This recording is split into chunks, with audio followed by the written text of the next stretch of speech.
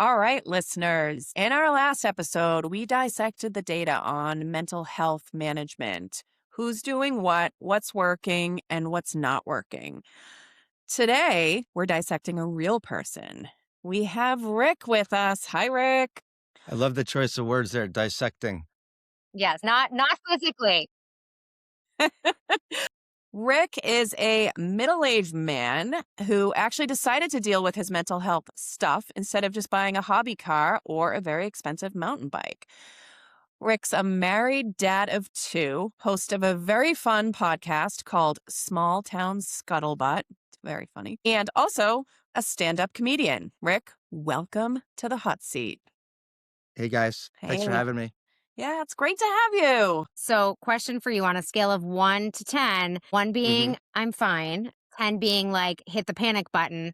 How nervous are you for being the first male in the Midlife Confidential inner circle? Ooh, I don't feel nervous. I feel empowered. This is great. Woohoo! Hanging out with the girls. Woo! I love it. I love Yep. it. Yeah. Let's do it. All right, let's do it. hmm All right, so Rick, I know a little bit Yeah. about your journey and admittedly a little bit more about the after. Can you tell us and our listeners about your mental health journey, starting when you first realized that maybe this is more of an off day or a phase, like, or if there even was a light bulb moment where you knew, hey, I got to get control of health. I would say that it happened soon after just having kids. Nothing against my son and daughter. I love them. 14 and 12 years old. But being a parent, I think, put things in perspective. Kind of start reflecting on stuff. Something happens, you handle it a certain way. Mhm. It wasn't handled that way when you were a kid. Mm-hmm. That started catching up with me. So there was anger, I guess. So that was like my thing. You're depressed, you're just really low, easily frustrated, I think, at stuff that you guys probably would just go, that's annoying, where I'm like, "Ah." And then I would, what they do call is a circle think about it. Someone could cut me off, give me the middle finger, and 2 days later, I'm still like, I hope I see them again. I'm like, you got to let that go. It doesn't do anything for you. It's not very productive. Yeah. Doesn't resolve it. Yeah. So, I was handling that with smoking pot, and decided to get some real help because I feel like, I'm 49. I've got several years left with my kids. I mean, my daughter is going to high school next year. That's like, I just brought her home from the hospital like yesterday. When people say life moves fast, when I used to hear that when I was 5, I was like, what are you talking about? Life lasts forever. It's And now I'm like, glorious. oh my, yeah. Now I just went to my 30th high school reunion like a year ago. And I'm like, that's amazing. You bring You up a know? good point about, and I know we'll get into this, about drinking and smoking pot. And I think that for many people, they would answer the question of how do you manage your mental health? And they would say, I drink a lot and I smoke a lot of weed. And we know that those two things exacerbate anxiety and depressant. I mean, alcohol is a depressant. And so there is this period of time where that may have served you, a very early on period of time where it served you, and then you lean the other way and the pendulum completely switches and all of a sudden it is becoming the thing. It's like what's the saying, like lighting your house on fire to stay warm, right? Yeah. Right. Yeah. Yeah. I feel like it's, it's just a downward spiral. It's Yeah. not the answer. It's, we call it self-medicating. Yeah. You pick your poison and lean into it. I got rid of the alcohol many, many, many years. My daughter was 5 months old, and for one time in my life, I always looked down on drunk drivers and just never said I'd do that. One night I did and crashed my wife's car into a guardrail. And when I got home, I just threw the keys on the counter and said, I'm never drinking again. Mhm. And that probably saved the marriage. But I immediately went into this program called Smart Recovery. Mm. Mhm. And it's created by a physician. It was at a Newton Wellesley Hospital. And Tuesday nights, 7 o'clock, I'd go in, and it was different than AA, which I did for a couple months. If someone came in, they'd say, okay, so you don't think that you've got necessarily a major problem, you can manage this. Um, let's just see where your priorities in life are. What's your number one priority? And you could always just look to the guy next to me and go, he's going to say family, and the guy would say, probably family, and this would go on. He's like, what's your next thing? He's going to say career. Probably my career. And I'm like, yeah, like I'm 2 for 2. It gets like down 4, 5, 6 spaces down where they're like vacation, hobby, that the tertiary stuff. And then the guy would say to him, how about alcohol? Can we put alcohol on here? And he's like, oh yeah, yeah, sure. So he puts it on like number 7. And then he works up the scale. He goes, all right, so you're at 7. So have you ever ruined a family vacation because of alcohol? Oh yeah. Okay. So he puts, and then have you ever lost a job? Have you gotten a divorce? Have you, Yeah. do your kids hate you? Yeah. And before you know it, the person's led to the fact that you've made alcohol your number one priority in life Yeah. because Yeah. it's I love it's like, that. So, in terms of when you decided, Rick, that from a mental health standpoint in the last couple of years, like, I gotta do something about this. Was there a compelling event? well, this is last June. I quit smoking pot because I was just leaning into it exclusively. It's no way to live. I'm kind of separating from my family. And I had a 2-day episode. I call it an episode where you ever hear about someone who's just in a dark room and doesn't emerge and they're in this depressive state? Like, Yeah. it's a real thing. Yeah. I was in my basement with the shades drawn with a blanket over my head for literally 2 days.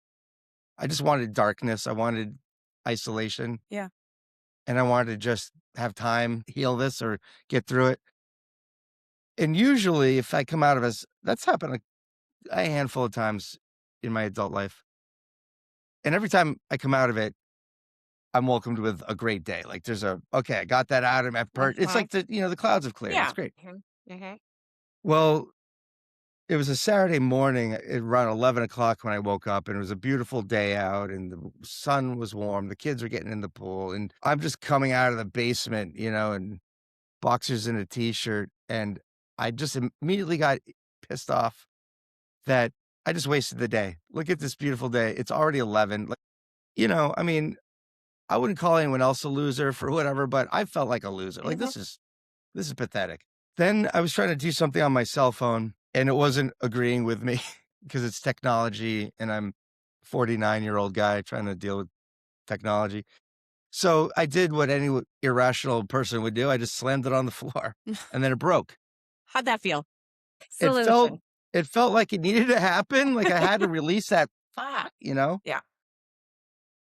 But then I'm like, great, I just created a big problem for myself. And these things are like $1,000. Mhm. So long story short is I go to an Apple store and they told me they would help me in a minute or two. And then I see them helping other people. So that irritated me. So I left because I figured the best thing, this is where my head was at the time, just filled with like just frustration and anger and nothing's fair. I drove 15 miles to the next Apple store and then I got in there and then I got my new phone and then they couldn't service it that particular day because of a Verizon issue. So then I go to a Verizon store and they say, yeah, this issue is affecting us too. You have to go to a headquarters. So then they send me off to another place. By the time I got home, I was so pissed off. And it's just so like, I can't do this anymore. Like, this is rock bottom. I'm like, done. I remember I walked out to the screened-in porch and I just said to my wife, hey, I'm not dealing with this anymore. So I'm going to go check myself in at the hospital. So I did that. And she said, she's like, yeah, I think you should. Like, just a nice, like, this is a good decision. And She didn't walk me to it. had that been an ongoing dialogue with you and your wife? Like, had she in the past either encouraged you or had you dipped your toe in the water on, hey, I think this is getting pretty bad? Well, she didn't like the pot smoking. That's why I was like on my own accord trying to stop it. Yeah. Okay. So this is like 2 weeks after the fact. It's like I'm not getting that relaxing. Like smoking pot for me was like a morphine drip. Like I just pressed the Yeah. button and it's like Doesn't matter anymore. That thing's, Mhm. I'm good. But Mhm. you're not really engaged. You're not really proactive. You're just sort of, there was no way to go through life, and I knew I had a lot more to do and offer. And because I'm an ambitious person, I just felt like I was crippled by it. Yeah, and what was the problem? I don't know, I hate to use the word problem, but, like, what were you trying to solve for with you were self-medicating, to help with depression, Yeah. anxiety, all the above, kitchen sink? Depression, anxiety, and just the anger. Not anger like running around like, like I'm a very agreeable, friendly person, but inside, I'm just like, Like a low boil rage. yeah, Yeah, yeah, yeah.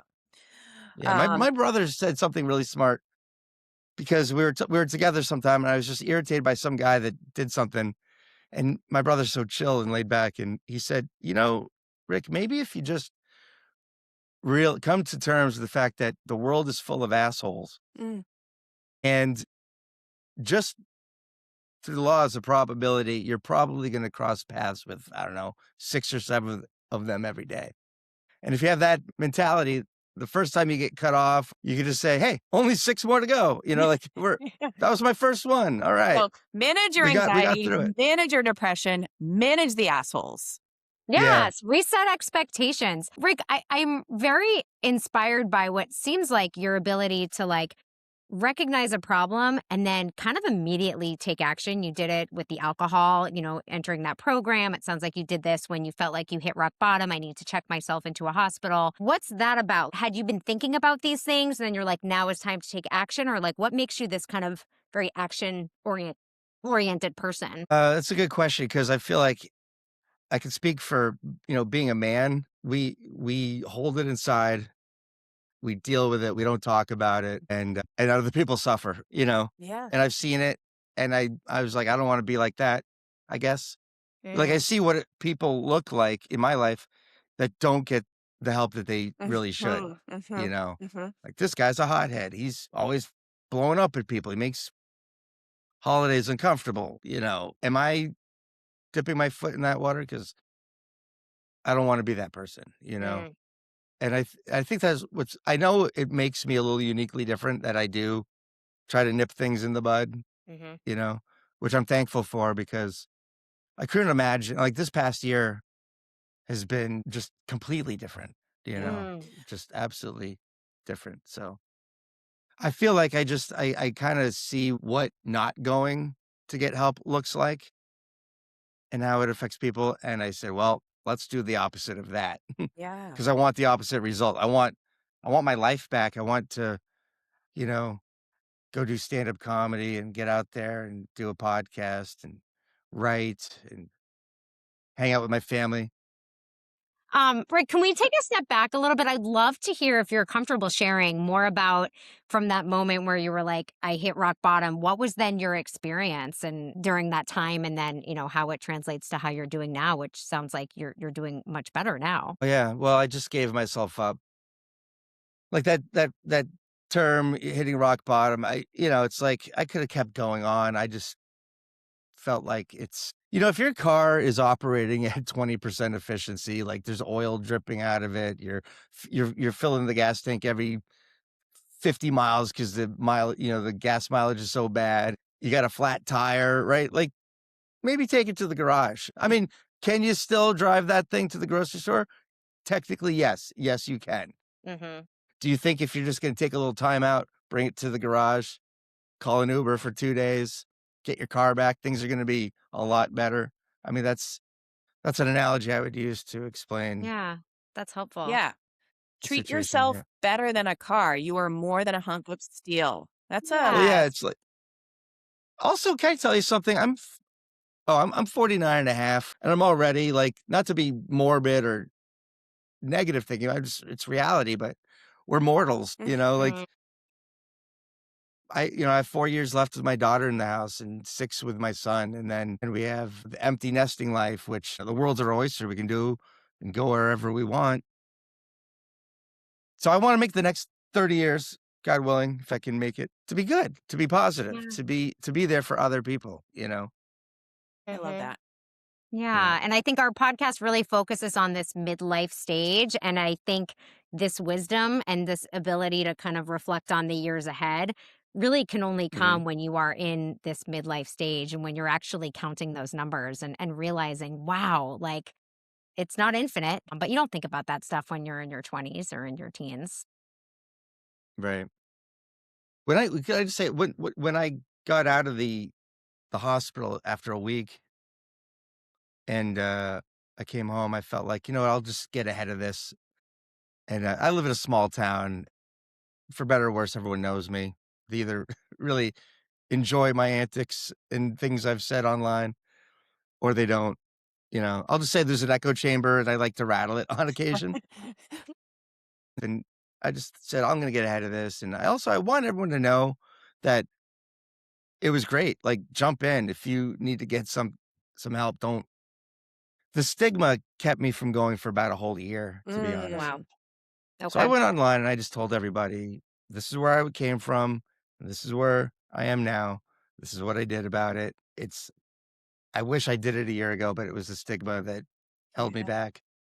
The stigma also killed 4 people that I know to suicide. Mhm. Yeah. One woman was in our wedding and, you know, my wife's best friend. Oh my That was the gosh. most recent one. Sorry. Left behind 2 kids. You know, it's like, it didn't have to happen, and that happened. And I never was suicidal, but there's only 2 where I was, there's only 2 ways to get out of it. You go to a hospital and get professional help, or you do the unthinkable. And some people go the other way. I would just say to any man out there, or any woman too, but men in particular, because I understand the stigma. I got to be the man of the house. I'm the alpha. I got to provide. Dude, you can't take care of other people if you can't take care of yourself. So Mm. do that first. I don't know what people say when I'm not around, but I do know that people have come to me privately saying, hey, I also had to get help, or do they also help with this, that, the other thing, or what was it like? I've been thinking about going. I've been pretty low. One guy told me that he went to outpatient rehab, just inspired by me talking about it. And, yeah, I've taken several phone calls and private That's messages amazing. That's from amazing. guys that, yeah, and I knew I knew it was gonna happen too. When I wrote that email, I had a picture, because the first thing we did when I got out of the hospital is I just wanna go out for ice cream with the family. So we go out to ice cream, to our favorite place, Bubbling Brook in Westwood, and we get a family photograph, you know, eating our ice cream, and then and then the message followed about, you know, good to be back with my family and all that. And I just knew that there was people that, like, I thought, you know, a year ago, if I had seen a friend of mine or someone I respect that had posted that, I might have gone a year Yeah. ago. Yeah. But no one did. No one says, "Hey, I got help and it was great," and there's nothing to be ashamed of. I think that if one person hears your story and decides to do something about their mental health, I mean, maybe Huge. I'm speaking for you here, but that feels worth it to me. Since our audience is primarily female right now, that's about to change. I I think we have a lot of listeners, and I know I have a lot of friends and family members who often talk about their husbands, because that's what we do. And one of the things that comes up often is like, oh, my husband, like he's struggling, or I really think my husband has, undiagnosed XYZ. What's your advice to the women? I'm glad you asked that. They have sex with your husbands at least 3 times a day. Okay. All right. It'll make everything happy again. Everything will be perfect. Oh, they're You going said to love you, Rick. 3 times a day? 3 times a day? At You least said? 3 I just times, want to and if get you're this not right. doing it, it's probably your fault, okay? Okay. See, that's the Noted. comedian in me. What I would say is this. I read this quote from a therapist. It says, "People that need therapy typically don't go. The people that go are their victims." And I'm Yeah. like, you know what? There's truth to that. Like, who go? Maybe these women that you're talking about don't go see a therapist, but they go out to dinner with their girlfriends Yeah. or go out to coffee, and that's a little session there. You're talking about your life and your issues and stuff. What they can do is it kind of sucks that you can't make someone go get some help or some treatment, you Amen. know? Amen. People, I think, just kind of white knuckle it and Yeah. get through it. I Yeah. mean, if Yeah. you're a wife or a girlfriend or a sister or a mother or whatever of a man in your life that you think definitely could use someone to talk to at least, I don't know, maybe just pass this episode along, 'cause in it, I've talked a lot about it. Just give yourself up. Just jump in. I kind of like, I'm not on a crusade or anything, but an opportunity like this allows me to shit on that stigma. Yeah. Because, like I said, it killed 4 friends. It wasted a couple years of my own life. No one cares. Nobody cares about, everyone's got their own stuff in life going on. So if you're dwelling on like, oh, what will people think of me? Or how do I get out of work for a week? Or, to go, just figure that stuff is so inconsequential In And to what comparison, will right, happen. that's a right, really Yeah. right, good right. That point. stuff matters less than actually feeling better. I mean, at the end of the day, did Right. that matter as much versus like, look how you're doing now? Yeah. Also, too, I think one could ask themselves, what's at stake if I go seek out a therapist? What's at stake if I, check myself in somewhere? What's at stake, XYZ? But also, what's the cost if I don't do any of these things? And I think we can all agree that the cost of not getting help is way greater than the cost of seeking help. Yeah. And even if you think you're managing it in life and you're hanging on, ask yourself, are you having fun? If today was your last day on earth, are you looking back going, woo, that was awesome? Because if you're not, you didn't do it right. You didn't go through life the right way. And to hell with anyone else thinks, to hell with all these other things. If you can't like yourself, if you can't be happy with what you're doing, you can't share that with other people. Yeah. You can't, like my relationship with my kids and my wife, of course, but especially with my kids, your mothers, right? So you have kids, like, oh, you can't love anything more than them. The fact that they are so into hanging out with me again. And, Mm. like I took my daughter, a 14-year-old, to the mall with 4 of her friends that she met up with. Where am I going to go? I'm going to just walk around the mall, and accidentally we crossed paths. Now, usually you think, oh no, Dad, you're so embarrassing. My daughter was the one who called it out. Oh, there's my dad. And all these other girls were like, hi, Mr. Vick. The girl from dance class, the girl from down the road, like I know these girls. And it's nice to have relationships and know who your kids are hanging out with. And And yeah. that just sort of told me that was a good barometer check, like, how you doing as a dad? Well, that was pretty good right there. How do you stay accountable to yourself, Rick, that like if things start to turn or you start to notice you're feeling unwell again, like what do you do?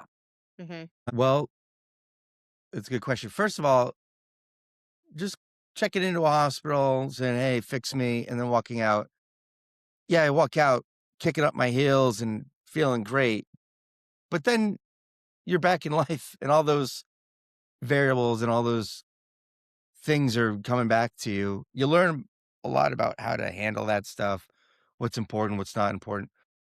But you have to stay on top of, like, you didn't just cure your mental health. Like, Yeah. I still have ADHD. I still don't have enough serotonin production in my head, but I can be mindful of the things that I've learned and picked up on and realized about myself, and also therapy.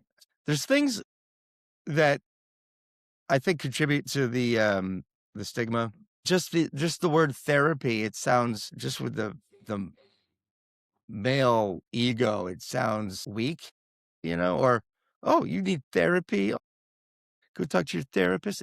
I wish they changed the terminology to life coach, because, it's like, all right, guys, bring it in, halftime, Yeah. take a knee, Hmm.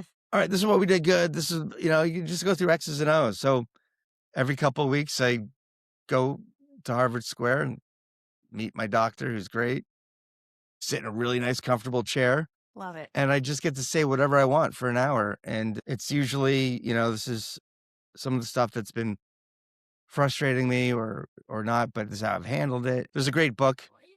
If Another tip for women, if you can't get your husband to go talk to someone, get him a book called Meditations by Mhm. Marcus Aurelius. He's a Stoic. And basically the takeaway is, don't worry about or get frustrated with the things you cannot control. Mhm. It's a Hmm. waste of time.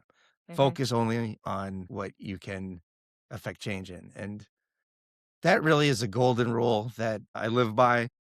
I can't help that person being an idiot, but I can avoid them. That's a healthy message. Yeah. All right, Rick. Jenny and I have a little rapid fire game that we're going to play with you. Okay. Sure. I'll go first. Mhm. What's a manly thing you stopped caring about once you started focusing on your mental health? I don't know. I mean, I haven't really changed in that regard. I still like my car and driving it. It's a sporty car. Like so I'm into cars, the sports. I'm into that. I'm actually thinking about coming out of retirement from hockey and getting back Ooh. into that just for the physical fitness of it. That's another thing. You need to get physical fitness. I guess one thing I've kind of given up was taking care of my body physically. Like I just weighed myself. Let's just say I'm about 20 pounds higher than I should be. And if you take up hockey again, you can like really get out some of that low boil rage with the like shooting the puck against the plexiglass really hard, right? Did I use the right Or one? just dropping the gloves and beating the shit out of somebody. Fights. You can Yeah. actually get in fights that are encouraged. It's part of the game. Part of Yeah. the game. Yeah. Get the No, guy. I think any guys that fight in men's beer league 10 p.m. hockey is Oh God. definitely a good candidate for therapy. Okay, another question for you. We talk a lot about the mental load, and as Julie mentioned, our primary audience right now is women. I would love to hear from you. Like, what's the male mental load? Like, what's that running list that's going on in your head? That running list starts with the list that your wife gives you in the morning of things you need to do. I don't mind it. Through talking with my wife, we try to make that morning coffee conversation. We call it the 30-second meeting. Because if we don't put a boundary here, I mean, you're just going to go all day about what I need. But give me the punch. Give me the bullet points. Like, I got you, And there's something about women that you guys are just wired differently, where you seem to know where everyone is at every second of the day, what they should be doing. And we're just like, what do we do now? Like, it's just, so it's helpful. I feel so seen. I'm not crapping on my wife with her meetings or, they're actually helpful. They frame my day. I'm a stay-at-home dad, so I get my marching order. That's my job. That's what I do. So it's a little different. But yeah, like it also cuts down because I always tell my kids, never ask a question of somebody where you can find the answer yourself. Nothing's more annoying. Agree. No one's going to like you in the workplace if you're always walking around with the question. That you have to be the one with the answers. And so I have to remind myself that because it's so easy to just ask my wife, when am I picking up Rosie from dance class? Or when's Charlie going to go to the sleepover? Or, did you do the grocery set? I mean, we have a calendar. We have like these little meetings. So, like, oh yeah, the calendar. We got like a huge one in the kitchen. Check the goddamn calendar. You guys. Skylight. Skylight is your answer when it works. Yeah. Is that the digital? Yeah. I've seen ads for that. I told my wife about it. Yeah. It's I like great, it. but Although husbands seem to have like a blocker, like they can't see the screen. I don't know what it is. I think it's their eyes, like biologically, they just can't see the screen, but works great. It's the radiation that comes off it. Yeah, exactly. my husband will be like, can you, if I'm going away for a night or weekend or just going somewhere for 3 hours and I remind him some things, he's like, it would be really helpful if you could write it down for me. And I'm like, it's on the Skylight calendar, which is on the counter where everything happens in this house. It's on your Google calendar. It's on your work calendar. It's actually written down on that whiteboard in the mudroom.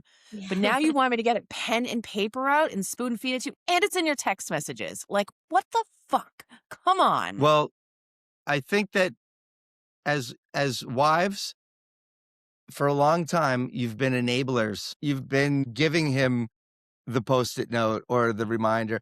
And at some point, you just kind of have to say, and the men won't like me for saying this, but at some point, you just have to say, go look at the calendar. You have to kind of treat us like a kid. Like what I say when my son is like, hey, Dad, when are we going to the thing? I'm like, go look it up, figure it out. Yeah, you're right. Yeah. I agree. I agree.